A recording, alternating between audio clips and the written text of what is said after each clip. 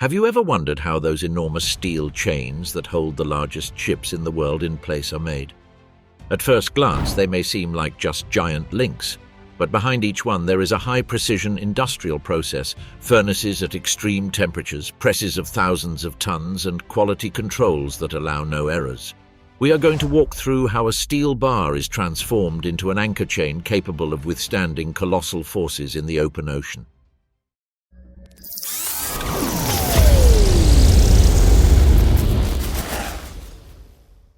The manufacturing process of industrial anchor chains begins with solid bars of high-strength alloy steel, formulated to withstand extreme loads, repeated impacts, and prolonged exposure to the marine environment.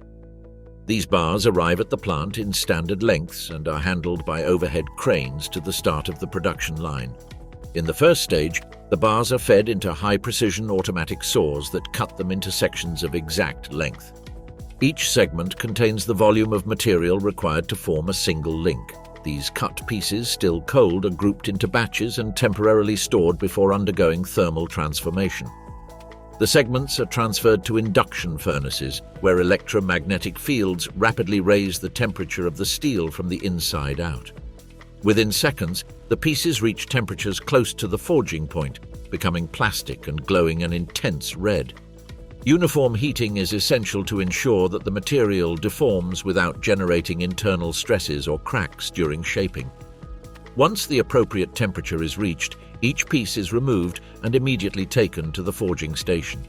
In the initial forming press, hydraulic jaws grip the incandescent steel while a die deforms it into a curved geometry. A mechanical arm completes the bending process until an open horseshoe-like shape is obtained. At this stage, the link is not yet a closed ring. It is a U-shaped piece designed to be assembled with the last link already manufactured. The operator inserts the hot piece through the previous link, thus creating continuity in the chain under construction.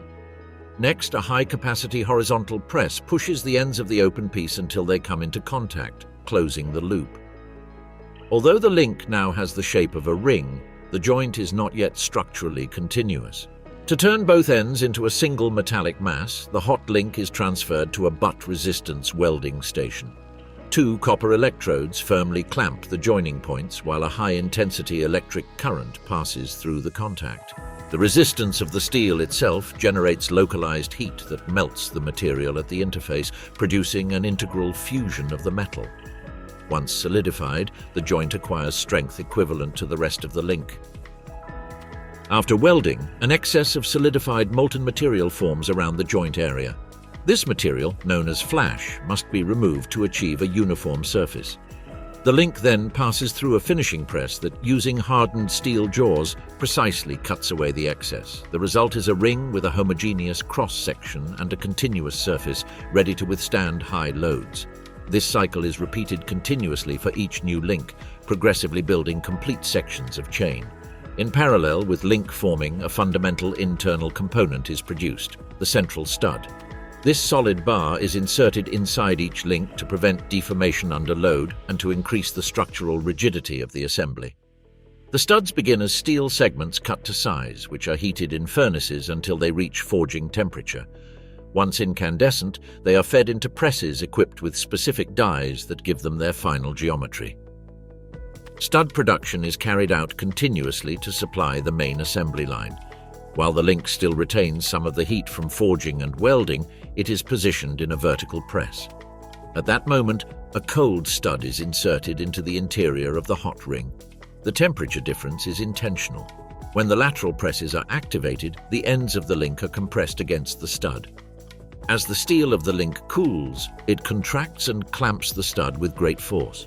To ensure that there is no relative movement between the two pieces, a weld bead is applied at the contact points, creating a fixed joint capable of withstanding vibrations and prolonged cyclic stresses.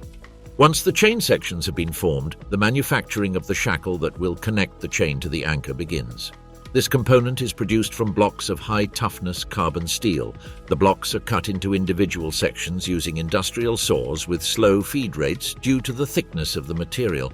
Each section is heated for hours in furnaces until it reaches a high forging temperature. Upon leaving the furnace, The incandescent block is placed under a high-tonnage press that compacts the metal and modifies its internal structure, improving its mechanical properties. Through successive forging blows, the enlarged ends that will later form the shackle's lugs are shaped. After preforming, the piece is reheated to allow final shaping. A specific forging die is installed, which is preheated to avoid thermal shock. The hot block is guided to a hydraulic bending machine that gives it its characteristic arched shape. Before the material loses temperature, it is transferred to the final press, where pressure forces the steel to completely fill the die cavities, precisely defining the final geometry of the shackle body. Excess material that forms along the edges is trimmed in a die-cutting press, leaving a clean contour. The shackle pin is manufactured separately from solid steel ingots. These ingots are heated in electric furnaces and placed vertically under a press. A top die forms the head of the pin with a single high-energy strike. The pin is then machined. Its diameter is adjusted, threads are cut, and the contact surfaces are finished.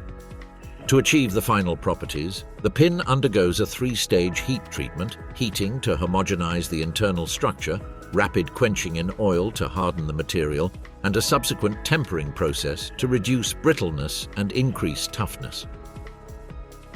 The nut that accompanies the shackle pin is produced through an industrial process similar to that used for other high-demand structural components.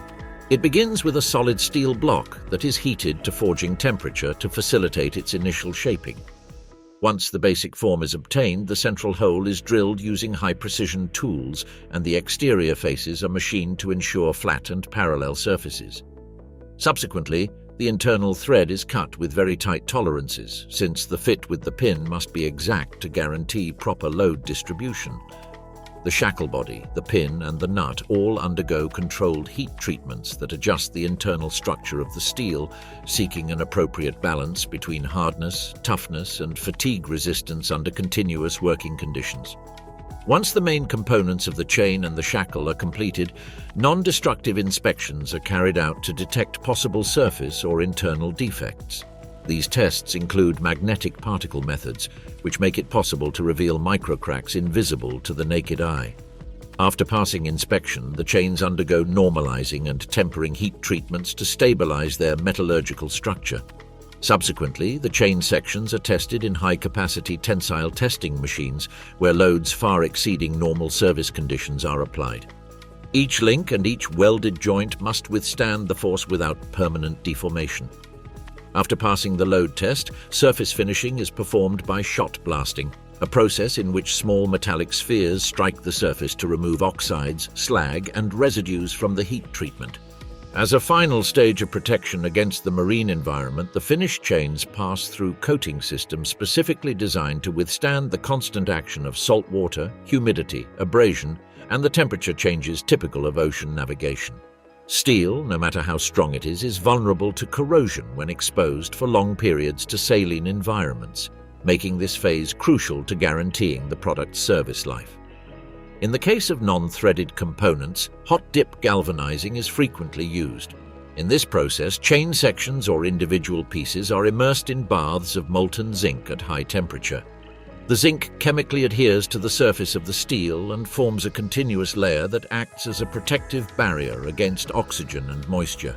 This coating not only protects against oxidation but also provides additional defense against minor impacts and wear from friction when the chain comes into contact with the seabed or with metal structures of the vessel. For threaded elements such as pins and nuts, conventional galvanizing is not suitable, as the coating could alter tolerances and make assembly difficult. In these cases, alternative protection methods are applied that allow the metal to be coated without compromising the precision of the threads. Among these techniques are centrifuge-controlled coatings or surface treatments that leave a uniform protective layer without accumulating material on the thread flanks. In this way, mechanical functionality is preserved without sacrificing corrosion resistance. Once the metal surfaces are protected, an additional flexible-type coating is applied that completely covers each link. This coating forms a continuous film that seals the steel against direct contact with salt water and reduces the penetration of corrosive agents. Furthermore, because it is flexible, it accommodates the expansion and contraction of the metal caused by temperature changes, preventing the formation of microcracks that could become corrosion initiation points over time. This type of finish also helps facilitate subsequent visual inspections since any damage or detachment of the coating is easily detectable. Once the stages of forging, welding, heat treatment, non-destructive inspection, load testing, and application of protective coatings have been completed, the chain sections undergo an identification and traceability process. Each section is marked according to its technical specification, steel grade, load capacity, and manufacturing batch, allowing it to be tracked throughout its entire service life. This identification is essential for subsequent maintenance and for the planned replacement of components when they reach their service limits. Finally, the finished chains are organized into standard sections, placed on protective surfaces or in appropriate packaging, and prepared for transport. At this stage, special care is taken to ensure that the coatings are not damaged during handling and shipment. Once at their destination, the chains are installed in the anchoring systems of large vessels, where they will enter service as part of an assembly designed to withstand extreme loads continuously in one of the most demanding environments on the planet. Each link that makes up an anchor chain embodies hours of work, energy, technical control, and processes designed not to fail under any circumstances.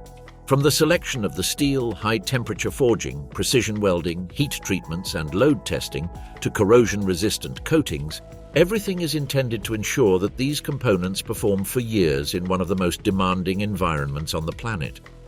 The final result is not just a steel chain, but a critical safety system on which vessels weighing thousands of tons and maritime operations around the world depend.